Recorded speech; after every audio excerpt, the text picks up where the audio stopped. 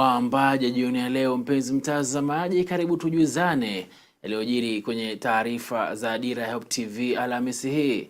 Ambatana nami mpaka tamati, kadhalika kwenye mitandao yetu ya kijamii ikiwa ni Hope TV Kenya kwenye Facebook na YouTube pamoja na Twitter, na pia Dickens Luvanda kwenye Facebook. Jina langu ni Dickens Luvanda, mtangazaji mwenza katika tafsiri ya lugha ya ishara akiwa ni Boniface Muredhi. Na mtazamaji, hata hivyo, kumbuka kuwa Alhamisi hii tuna makala yetu maalum ya mezani baada ya taarifa hizi. Yote hayo ni kwa ajili yako, usiende mbali. Taarifa ya kwanza jioni ya leo ni kwamba kesi inayomhusu mhubiri tata kutoka Malindi, kaunti ya Kilifi, Paul Mackenzie na wenzake 17 imeendelea Alhamisi hii, ambapo mahakama imeamuru kuwa wasalie korokoroni kwa siku 47 zaidi. Upande wa mashtaka uliwasilisha ombi Jumanne wiki iliyopita ukitaka wiki 7 zaidi kumchunguza Mackenzie na washukiwa wenzake kuhusu mauaji ya zaidi ya watu 300 katika msitu wa ekari 500 wa Shakahola. Wakili wa Mackenzie alipinga ombi hilo akisema upande wa mashtaka umeshindwa kuwafungulia mashtaka wateja wake. Mahakama ya Shanzu hata hivyo Alhamisi hii imesema kuwa sio busara kuachilia huru washukiwa hao kabla ya shughuli ya ufukuzi wa miili kukamilika. Alice Diana tufungulia jamvi la Dira TV na taarifa hiyo kutoka Mombasa. Mahakama ya Shanzu Alhamisi hii imeruhusu polisi kuendelea kumzuilia mhubiri tata Paul Mackenzie na watuhumiwa wengine 28 kwa siku 47 zaidi.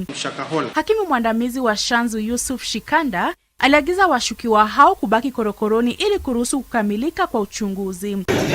Tayari washukiwa hao wamemaliza siku 90 korokoroni katika gereza la Shimo la Tewa, kaunti ya Mombasa.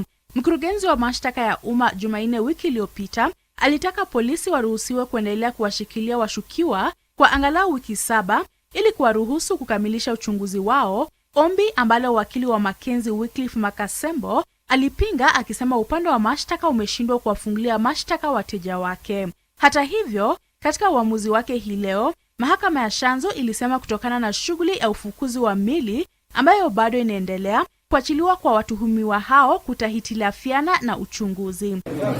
Upande wa mashtaka ulikaribisha uamuzi huo ukibainisha kuwa wachunguzi kutoka kitengo cha upelelezi wa makosa jinai DCI watakuwa na muda wa kutosha kukamilisha uchunguzi wao. Mackenzie na wenzake wanashikiliwa kuhusiana na vifo vya zaidi ya watu 400 wanaoshukiwa kupoteza maisha yao kwa kususia kula chakula kufuatia imani potovu iliyokuwa ikienezwa na mchungaji huyo katika eneo la Shakahola, kaunti ya Kilifi. Mhubiri huyo wa kanisa la Good News International hata hivyo anadai kuwa hana hatia ya kuhusika katika kuwapotosha waumini wake na kwamba anapitia mateso korokoroni na kuitaka serikali kumuua. Nitaishi na Yesu milele.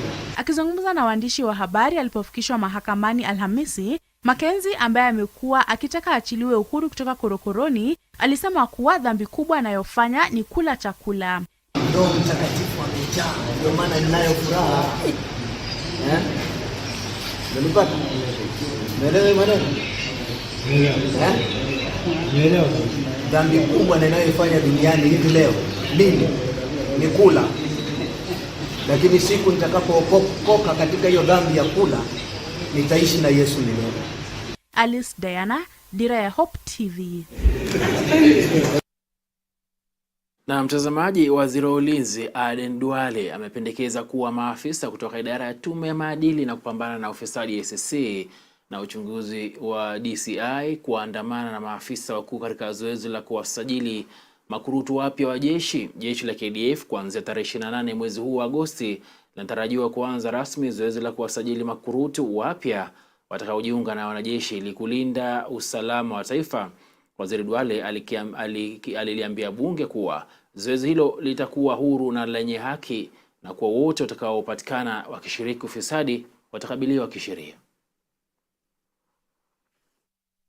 Mr. Speaker, KDF recruitment process is guided by the Constitution of Kenya, specifically Article 10(1)(c) that protects and provides for national values and principles of governance, which will bind all state organs, state officers, public officers, and all persons whenever any of them makes or implements public policy decisions. Mr. Speaker, the Ministry of Defense is determined to protect Kenyans from fraudsters posing as KDF recruitment agents, bent on marrying on an open, free, fair recruitment process. Therefore, Mr. Speaker, at the beginning of every recruitment cycle, eligible applicants are provided with very clear guidelines on when and where they should present themselves and how they should apply to join Kenya Defense Forces. Indeed, the public is always advised during the recruitment drive to avoid giving bribes and other favors to impersonate in the pretext that they will be assisted in securing employment in the KDF. Na mtazamaji, baada ya kutamatisha ziara yake ya siku 5 eneo la Mlima Kenya Jumatano, Rais William Ruto amewasili Maputo, Msumbiji, ukipenda Mozambique, Alhamisi kwa ziara rasmi ya siku 2. Ruto alipokelewa na Rais Filipe Nyusi katika ikulu ambapo alikagua gwaride la heshima kabla ya marais hao kufanya mazungumzo. Kwa mujibu wa Ruto, Kenya na Mozambique wana uhusiano wa muda mrefu wa kibiashara na kuna haja ya kushirikiana kuimarisha ushirikiano huo. Akiwa ameandamana na kundi la viongozi kutoka Kenya waliojumuisha mkewe Rachel Ruto, Justin Muturi ambaye ni mwanasheria mkuu, pamoja na mawaziri Alfred Mutua wa masuala ya nje na Eden Duale wa ulinzi, Ruto alishuhudia kuweka saini makubaliano 7 ya ushirikiano wa Nairobi na Maputo. Ijumaa, Ruto anatarajiwa kukutana na Wakenya wanaoishi na kufanya kazi Msumbiji. I have agreed, Your Excellency, to expedite the process leading to the launch of the Kenya-Mozambique Joint Trade Committee that will again provide a framework for, on a regular basis, for the assessment of whatever challenges our teams encounter as they pursue opportunities in the business, trade, investment, and entrepreneurship space. Our two countries have taken the bold step to abolish visa requirements between our two countries. I know sometimes when we do this, criminals take advantage of that situation, but I'm happy that today we have agreed on how to eliminate the bad people so that we can allow the good people to use the facilities that we are putting in place, including the abolition of visa, to drive trade, to drive investment, for people to move, visit, and drive our economic opportunities. Na tukirejea humu nchini kwamba zoezi la kuwasajili madereva na wamiliki wa bajaji limeanza rasmi katika kaunti ya Mombasa kama njia moja ya kusafisha na kuboresha sekta hiyo ya uchukuzi wa umma. Kwa mujibu wa kamishna wa kaunti ya Mombasa, Abdirisak Jaldesa, hili litasaidia kutambua na kuzuia visa vya wizi, hasa baada ya wakazi kulalamika kuwa wezi hujifanya madereva wa bajaji na kisha kuwaibia abiria.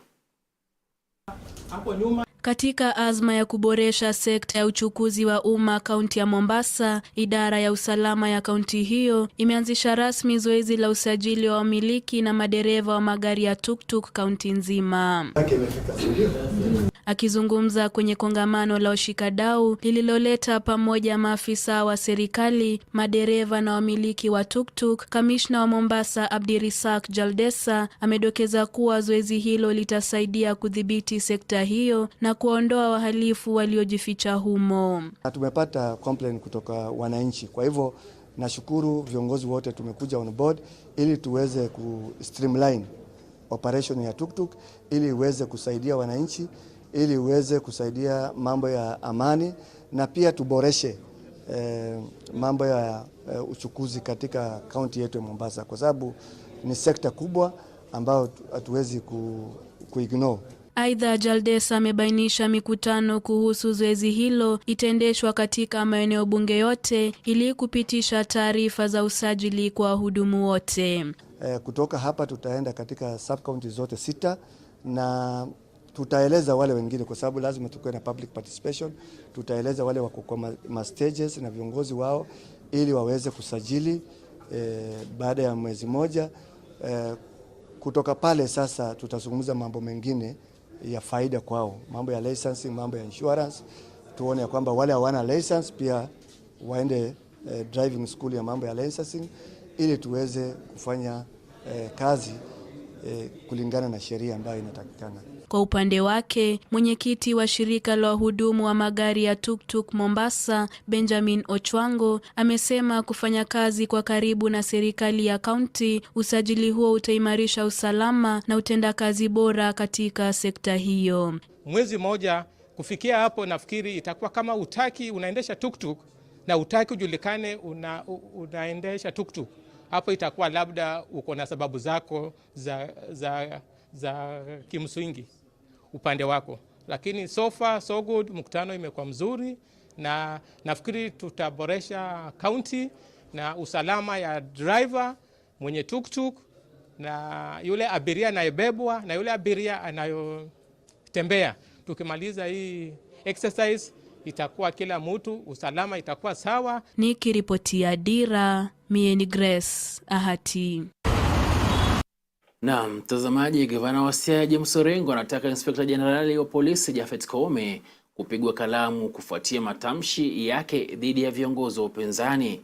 Yamkini Koome akiwa katika chuo cha mafunzo ya polisi cha Kiganjo, kaunti ya Nyeri, juma hili alidai kuwa hakuna mfuasi wa Azimio aliyeaga wakati wa maandamano, ila ni viongozi wa muungano huo ambao walishirikiana na wahudumu wa vyumba vya maiti ili kukodi miili kwa ajili ya kuitia doa idara ya polisi kuwa walihusika katika mauaji. Orengo alizungumza Siaya katika hafla ya kuwapa mikataba wahudumu wa afya 170 wa kaunti, alikomtaka Koome kutoa ushahidi wa matamshi yake. Kulingana na gavana huyo, Siaya ilipoteza watu 11 kwa mitutu ya bunduki wakati wa maandamano ya upinzani dhidi ya serikali mwezi Julai. Is whether there's a backdating. Yeah, well, you know, the Inspector General under the new constitution was supposed to be a professional. Professional. The way I had the Inspector General talk the other day, he cannot be a professional. Somebody who can say that unanitupia mawe na mimi niko na bunduki.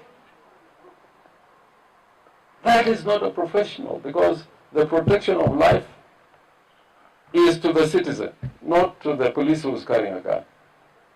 And by the way, in civilized countries, when you want to break a demonstration, you don't carry an AK-47. You don't carry a handgun, a pistol.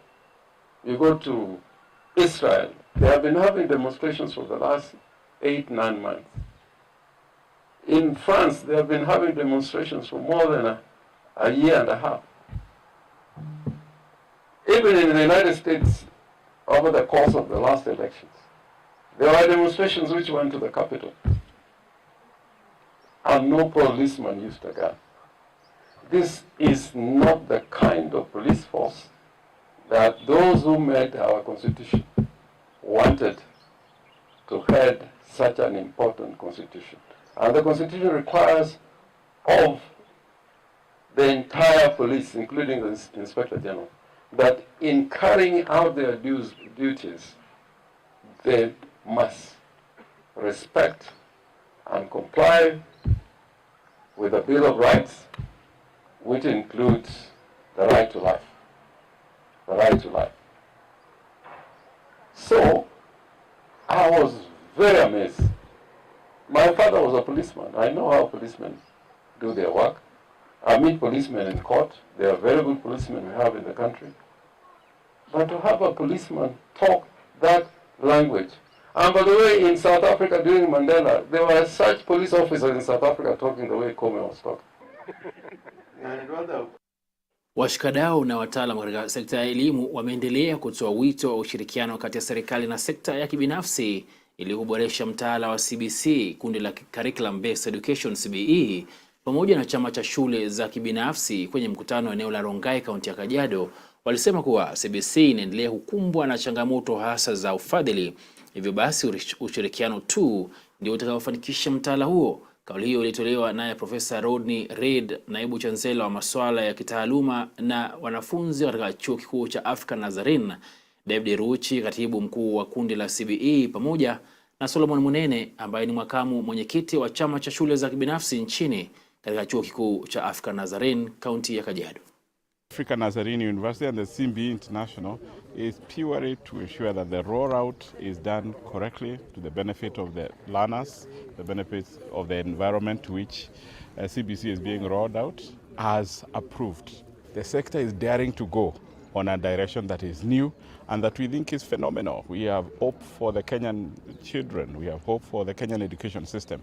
At ANU, one of our 3 core values, our 3 C's we talk about, is character, competence, and community.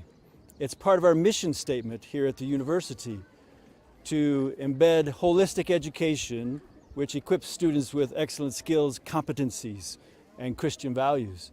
And so this is near and dear to our heart at the university. We've revised just recently all of our undergraduate curricula, and next will be our postgraduate curricula, to ensure that 12 core competencies, which we kind of came up with on our own, independent from the whole CBC development, but very much aligned to it, we find, is embedded in every program and therefore inculcated into every graduate of African Nazarene University. The government needs to look at where they can collaborate with the various stakeholders to have the curriculum enrolled successfully at all levels, from basic education all the way to tertiary level. And one way of collaboration is on education financing. We all know what is required. We know that the learning materials are required for our teachers. We know that in some part of the country, you can see that the schools are in a dilapidated state. How would those schools, whereby children are actually learning under the trees, be able to have integration of learning in ICT, for instance? Na mtazamaji, Dorcas Rigathi, mkewe naibu wa rais, amepongeza na kukaribisha mapendekezo yaliyofanywa na jopo kazi maalum ambalo liliteuliwa na Rais William Ruto ili kuchunguza na kutathmini mageuzi na kujumuisha jamii katika mageuzi ya sekta ya elimu nchini. Dorcas alikizungumza katika shule ya wasichana ya Kahuya, kaunti ya Murang'a, kwenye hafla ya kutoa zawadi. Alisema kuwa kuhusisha jamii katika sekta na mitaala ya elimu ni njia bora zaidi ya kuhakikisha jamii inashiriki katika kukuza na kumlea mwanafunzi shuleni, hivyo basi kumpa maadili yanayofaa kwa wakati unaofaa.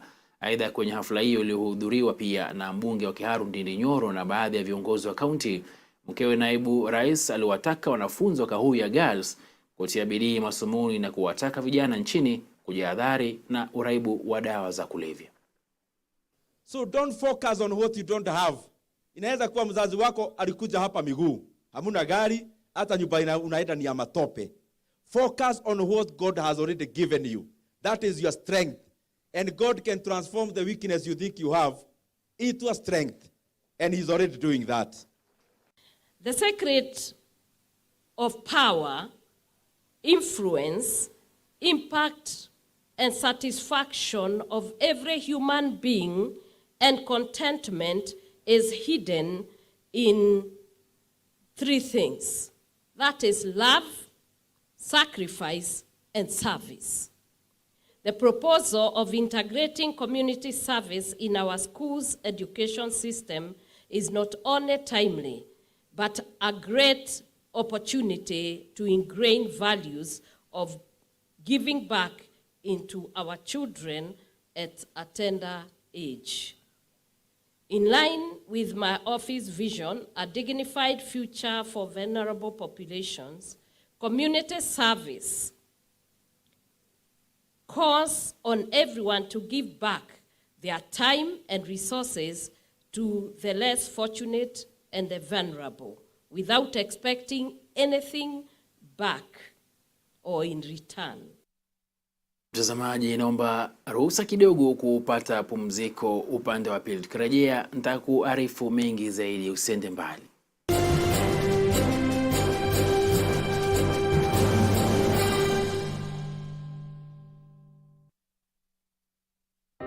Going back to the heart of worship. Whether up the mountain or down the valley, we were created to worship God. Enjoy carefully selected worship music every Wednesday all day long.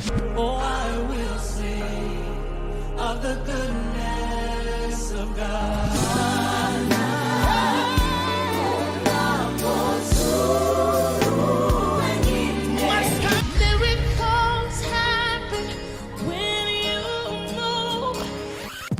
it a notch higher with more worship music. Every Wednesday is Worship Wednesday. Only on Hope FM. Listen and live. Ukisoma historia ya Siratu Muhammad ambayo imeandikwa na Sheikh Abdullah Saleh Farsi, Muislamu wa kwanza duniani tunaambiwa ni Khadija bint Walid. The house Jacob does not believe, but again I say, does not believe in anybody being God. No. Mwanadamu atakayeji submit kwa will ya Mwenyezi Mungu, huyo anakuwa ni Muislamu. Jini vile vile atakayeji submit freely akaamua kufuata sheria ya Mungu anakuwa ni Muislamu. Adui huyu ni shetani na majini. Christ was not crucified at all because his close disciple Barnabas said that no, he was taken live to heaven. Yesu alikuwa anaenda msikitini na alikuwa ni Muislamu kulingana na Biblia yenu. Hakuna mahali katika kitabu cha Biblia kuanzia mwanzo hadi Ufunuo neno moja Uislamu.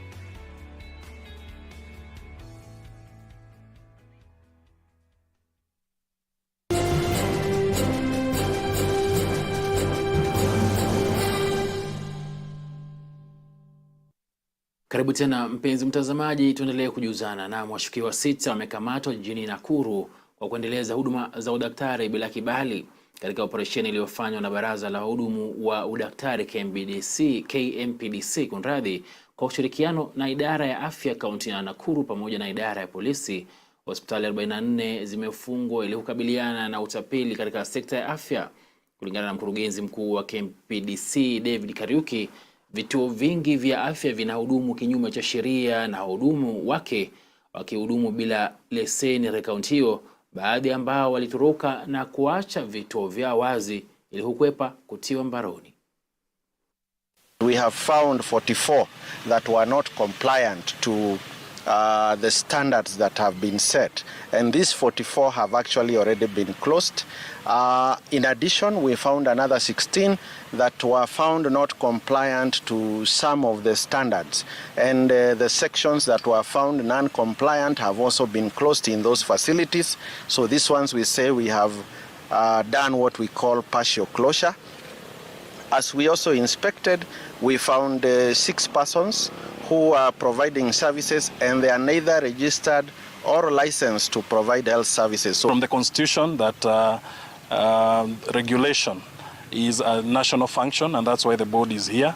However, the health service delivery is a devolved function, and we cannot work in separation. So we coexist together with the board to ensure that all the people that seek services in our health facilities receive what is in the Constitution. Usafiri katika barabara ya David Kinanie kuelekea Joska kaunti ya Machakos ulitatizika baada ya wakazi wenye hamaki kufunga barabara hiyo katika kituo cha kibiashara cha Kinanie, hivyo basi kukatiza na kutatiza pia usafiri katika barabara ya Kangundo na Mombasa kwa angalau masaa 10.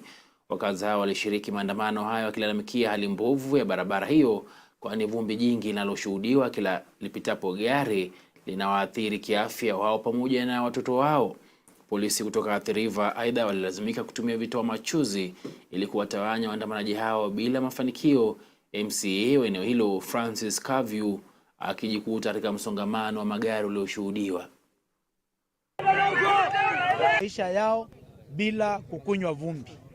Na wakati ambapo nimefika hapa kuweza kuangalia ni nini ilikuwa inaendelea, badala ya askari kuweza kulinda wananchi ambao hawakuwa na silaha, hawakuwa wameshika chochote, tunakaribishwa na risasi.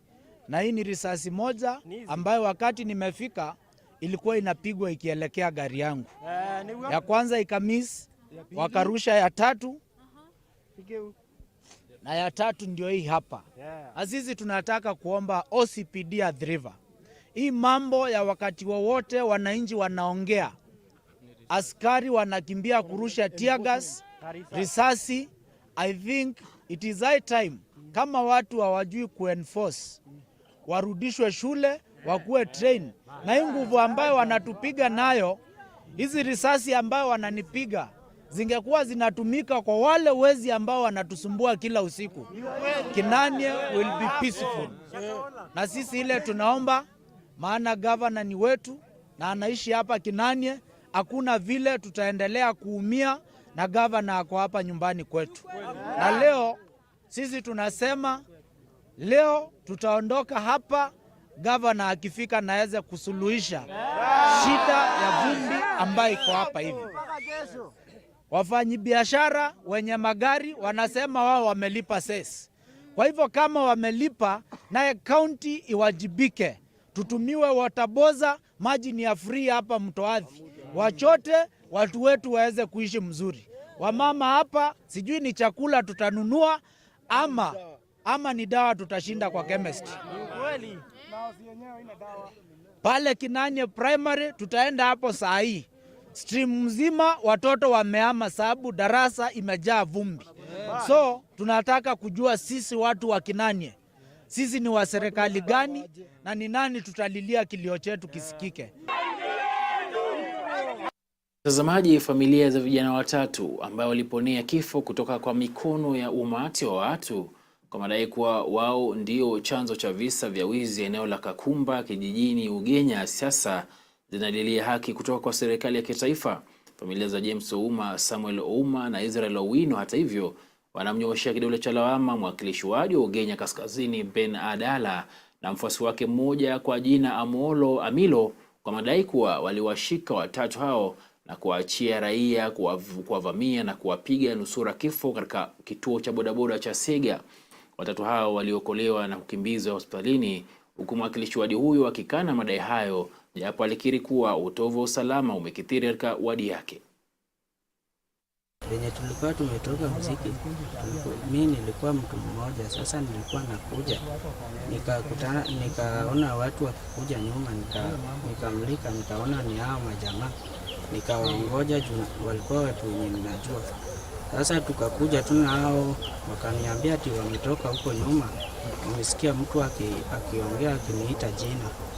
Wakasema ati walikuwa wanapiga huyo mtu. Mimi nikasema ati ananiita jina na mimi naenda nyumbani. Akasema ati huyu jamaa akasema ati twende tu nyumbani tutasikia kesho.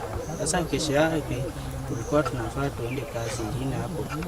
Yenye nilikuwa naenda kazi, tukaenda kutoa mahindi hadi jioni. Sasa kufika jioni na simu nyingine ikatokea ati wanatutafuta. Pia sisi hatukukimbia, tunajua hatukuwa na makosa. Sasa wenye walikuwa wametuita tukaenda tu. Kufika tukapata ni MCA Ben Adala. Akatuambia ati nyinyi ndio sijui ati mnipiga askari wangu. Nikasema ati sisi tulitoka tu kwa rafiki yangu huko kwa Rita. Tukaenda tu nyumbani, hakuna mwenye tulikutana naye kwa njia. Kufika hapo Buogre, Meli akatuita. Akasema nyinyi vijana kujeni hapa mkae hapa. Sasa pia sisi hatukuweka kichwa ngumu. Tukaenda tukakaa chini. Akaanza kutuliza. Nyinyi ndio mlikata mfanyakazi wa Ben Adala. Sisi tukasema sisi hatukukuwa hapo. Akajikaza akapigia Ben Adala. Ben Adala yeye kutoka huko hakushughulika kutuliza hizo maswali. Yaka tuka akatuchukua. Twendeni Sega. Kufika Sega tuligongwa. Mimi niligongwa hii hadi kapasuka na huku pia hadi kapasuka. Na sikuwa ninajielewa vizuri.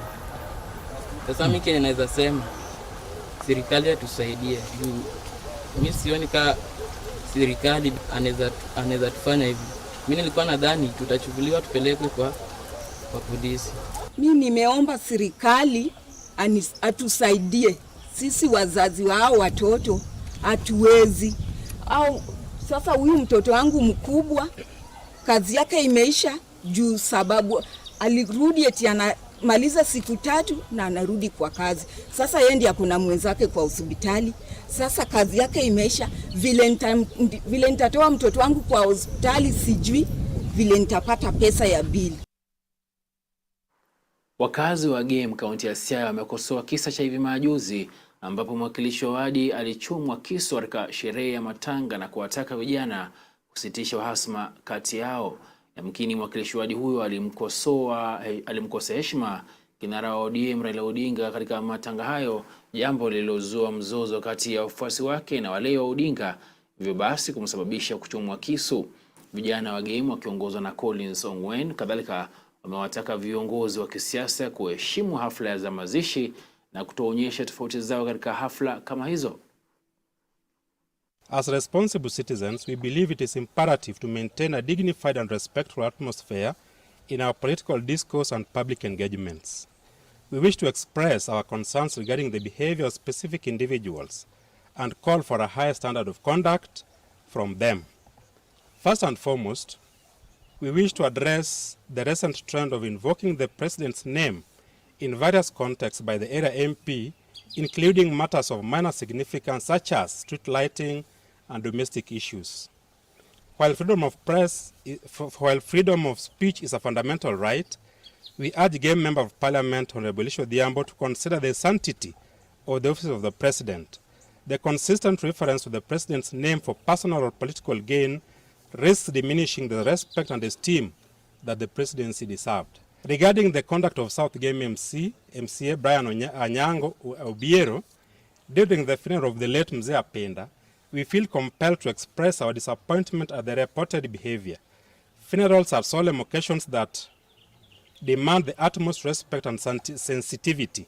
We call for an investigation into the matter to ascertain the truth, and we encourage Mr. Obiero to extend a sincere apology to the bereaved family for any actions that may have caused them distress during this difficult time. Haikuwa vizuri sana, na kwa chenye ilifanyika haikutokelezea vizuri sana, kwa sababu tunapata kwamba kuna mtu mmoja ambaye anatoka anapiga chest na anasema ati yeye ndio kifunguo ya game na yeye ndio anafungua na yeye ndio anafunga. Tunataka kukuambia ya kwamba tuko na mtu wetu mmoja ambaye ni Baba Raila Amolo Odinga. Yeye ndiye anatupea instruction na yeye ndiye atatupea mawaidha na vitu zenye tutakuwa tunafanya. Na huku muhula wa pili katika kalenda ya elimu ya mwaka huu wa 2023 nchini ikitamatika, wanafunzi, waalimu na wazazi wa shule ya Sitam Schools Buruburu katika kaunti ya Nairobi walipata fursa ya kushiriki siku ya michezo Alhamisi hii kama njia moja ya kuwaunganisha washikadau wa shule hiyo, wakati huu ambapo shule zitafungwa nchini juma hili. Mwalimu mkuu Helen Obwar alikiri kuwa zoezi kama hilo huwachangamsha bongo wanafunzi kwa matayarisho ya muhula ufuatao, hasa baada ya kipindi kirefu cha masomo. Usimamizi wa Sitam Schools Buruburu aidha umesema umeweka mikakati kabambe zinazolenga kuboresha matokeo ya shule hiyo, ambayo ni mojawapo ya shule za Sitam Schools ambazo zamilikiwa na kanisa la Sitam humu nchini. Today we had a great event, and this is our annual sports day. This is where we come and show our talents in the outdoor activities. We had lined up sports of various kinds, team building activities, athletics, and a bit of ball games. We also had aerobics, and to start us off, we had our band leading the team into a march past. For the coming term, it's going to be a very short term and also very busy. This is where we are going to have national examinations for Standard 8 and also a KPSEA exam for grade 6. And this now means we need time for a lot of revision and preparing the learners for the examination. Also, in the next term, we have looked around and we have seen the need of parenting sessions for our school, and therefore we are going to have parental clinics whereby we are going to get different facilitators to talk to our parents, and the topics we have lined up for next term is about mental health, and also just to make sure that our parents are in good status the way they have been and continue even to be in a better position, and also for our learners and for the staff around here. So next term is going to be very busy because we are going to have exams, the preparation for exams, and we are also going to have time for the parents to come together and be talked to on various issues, challenges in being a parent in the 21st century. Bila shaka mpenzi mtazamaji, taarifa hiyo yatuvusha mpaka ng'ambo ya pili, mpaka kwenye mizani. Tukutane mizani.